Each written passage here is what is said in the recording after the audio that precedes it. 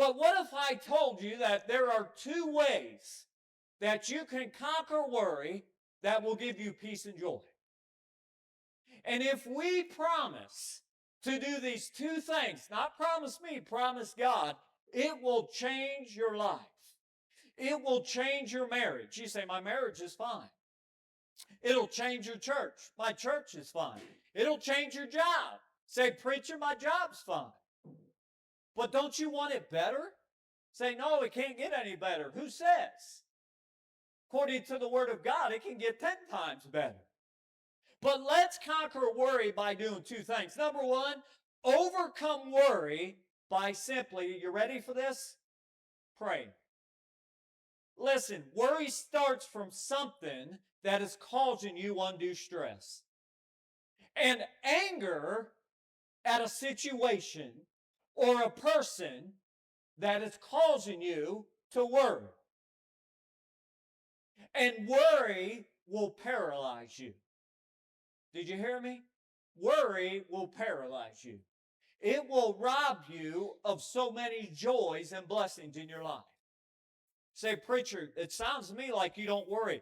No, I used to worry 50% more than I do now. Ask my wife.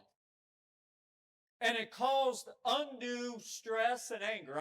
I was just always uptight. I was like a rubber band waiting to break because I worried about everything. And now I say this, I used to say there's three things won't let people mess with: God, my family, and my church. And I still believe that. But you see, number one, I don't have to defend God. He can defend himself. I don't have to defend my family. I don't have to worry about my family. God will take care of that. Or you say, well, someone's wronged my family. They were angry and they snapped at me. I'm going to get them. And we worry and we want to get back at them. Or if we don't get our way, we worry and we get back at them. It will rob you of so many blessings in your life. Trust me. Say, oh, preacher, you just don't know what you're talking. Trust me, it will rob you of joy. You will die early. Spiritually and physically. And that worry will consume you. That people are stressed out. People are angry. People are worrying, and worrying causes anger. Anger causes stress. Stress causes more anger. Worry causes anger. All these things are contributed, and we allow it to overwhelm us, robbing us of so many joys. Say, preacher, listen, we all know that in today's world there's a lot of cuts going on. Cuts in jobs, situations, school systems. But I'm here to tell you today that no matter what happens, I can honestly say that everything's going to be all right. Amen? God's going to take care of it. God's going to bless you. There's no need to worry. But the Bible says, but I say, if you love your enemies, bless them that curse you, do good to them that hate you, and pray for them which despitefully use you and persecute you. Hey, do you know there's two kinds of people? People that love you want to see the best for you. Then there's people that will love you and be there for you as long as you don't make them mad, right? Am I right? As soon as you make them mad, they're going to turn their back on you or disagree with you. You see, folks, the Bible says it's going to happen. People are going to despitefully use you. But listen to me, don't worry about it. It's going to be okay. Then the Bible says in Luke chapter 6, verse 27, but I say unto you which hear, love your enemies and do good to them which hate you. Say, what are you talking about? Someone once said that it is hard to be mad at someone or something, listen to this, and pray for them at the same time. I want you to think of someone you're mad at right now. Husband and wife just looked at each other.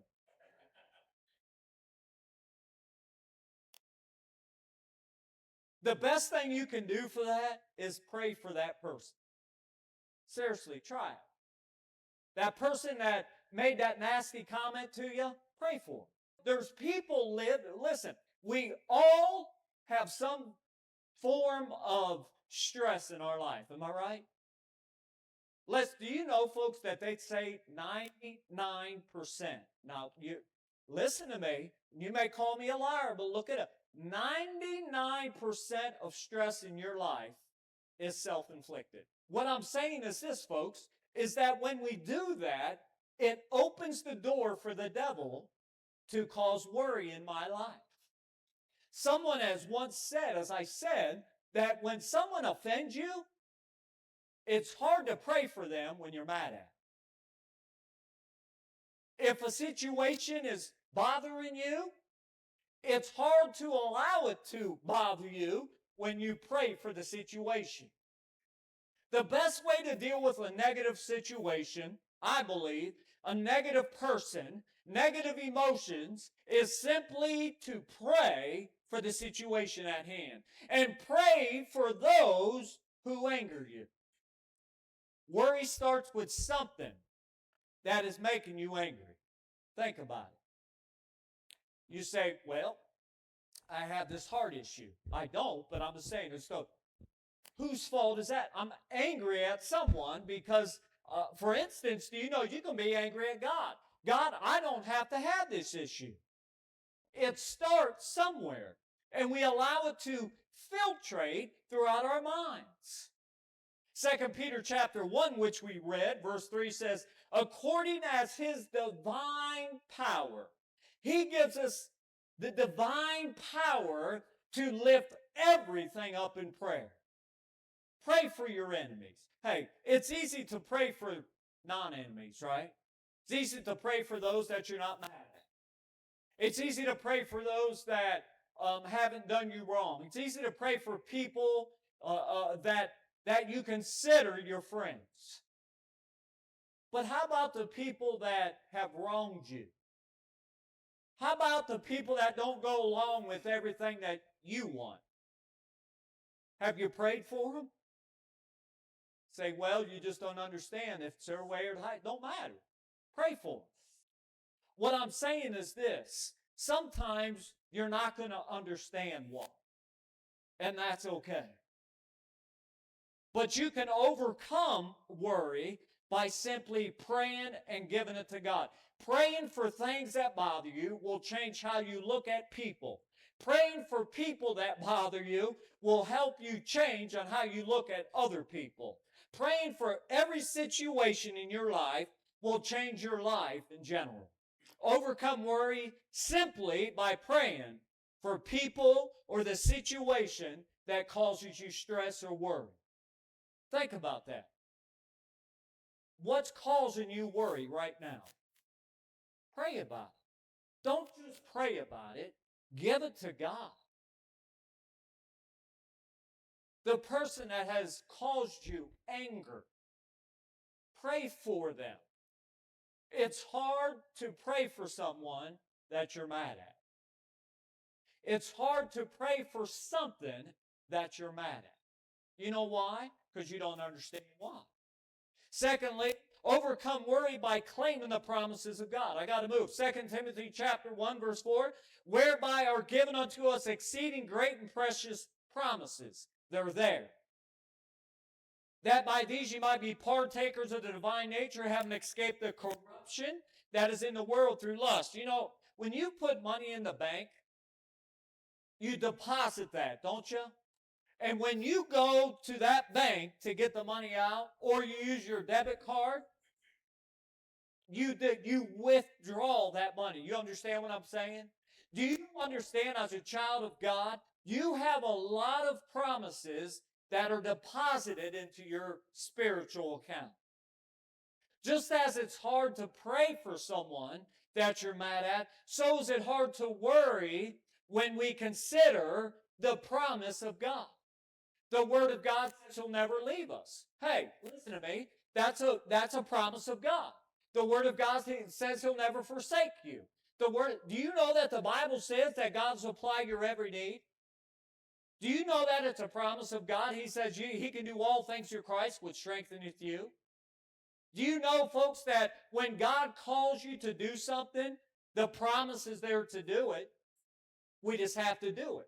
We have to bathe it in prayer.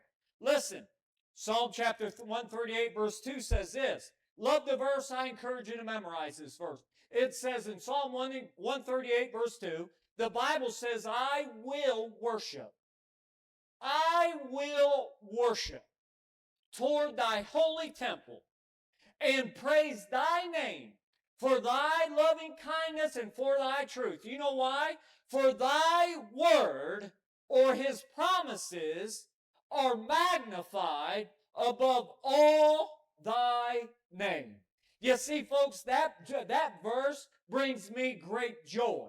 That verse brings me great promises. So therefore, when we start to worry, the best thing to do is to immerse yourself in the Word of God. You know, folks, the Word of God and His promises are the same way in your life. You can overcome worry by diving into the promises of God. That thing that's causing you worry, give it to God. Pray about it. It's easier said than done. No, it's not. You know what? If I would simply do these two things, if I would pray more, I would worry less. And you know what, folks? If I would trust in the promises of God, I would worry a whole lot less. I don't have to, hey, you know, they used to say, or they'd say, listen, as you raise your kids, you worry about them, don't you? And so you think, I can't wait until they get older. I won't have to worry as much. Not true, is it? But you know what, folks? I don't have to worry about my children because you know why? They're in the hand of Jesus. They honestly are.